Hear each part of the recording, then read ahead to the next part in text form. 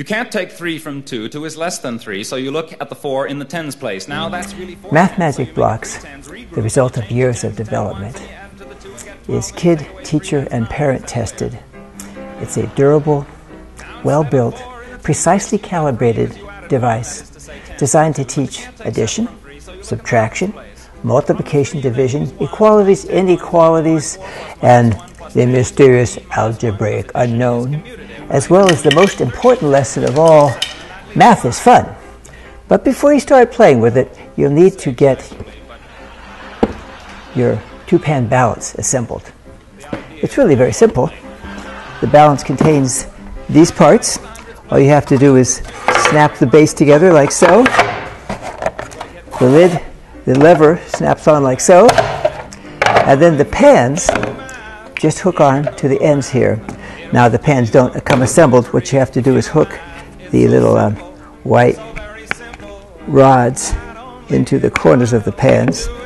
And once they're hooked in, then you set it up and you're good to go. These little blue sliders can be moved in and out so you can precisely calibrate it, so when it has 0 stuff in both sides, it reads 0 with the two triangles pointing directly at each other.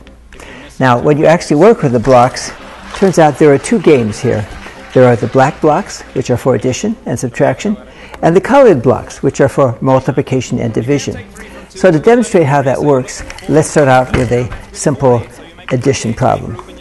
Let's take a 2 and a 3 and put them in one pan. And if we now take a 4 and put it in the other pan, we can demonstrate that 2 plus 3 is not equal to 4, inequalities. That's what most students will do most often when they're getting started, but soon they will learn that actually if you put the right block on the other side, or the right combination of blocks, then you will demonstrate an equality. And the idea of equality as balance is an important concept for kids to understand. So once you get that done, then of course you can play with other blocks of the blacks and get other types of addition and subtraction problems done. Subtraction is easily seen if we put a 3 here and then we put a mystery block on the other side here. Well, let's put a mystery block like this on the other side. Well, it's 3 and mystery block balances a 7. Well, that would mean 7 minus 3 equals what? Well, that's subtraction. And of course, we know that the other block is 4. So addition and subtraction are done that way with the black blocks. Now, if you turn around and use the colored blocks, things change. So let's take, again, a 2 and a 3 and put them on one pan.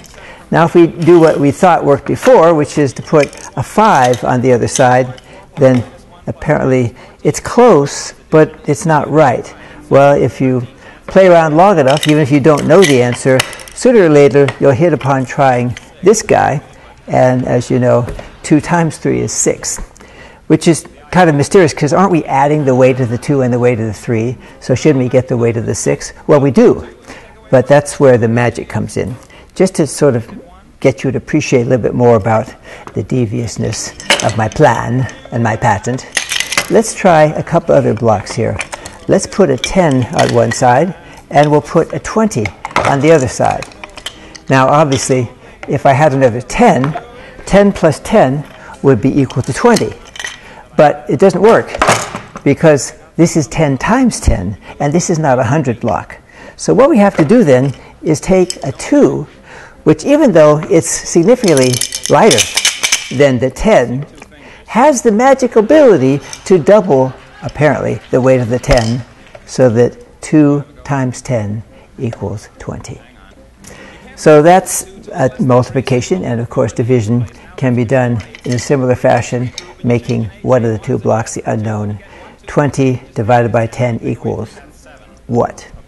So addition and subtraction are done with the black blocks, multiplication and division with the colored blocks. And there's obviously a lot more colored blocks. They go as high as 60, so you can make rather complicated sets of numbers. In fact, you can put a whole pile of blocks on one side, and it will balance whatever you put on the other side, as long as mathematically it's Or in other true. words, in base 10 you have 11 and you take away 7, and 7 from 11 is 4.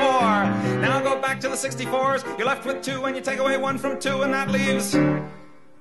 Now let's not always see the same hands.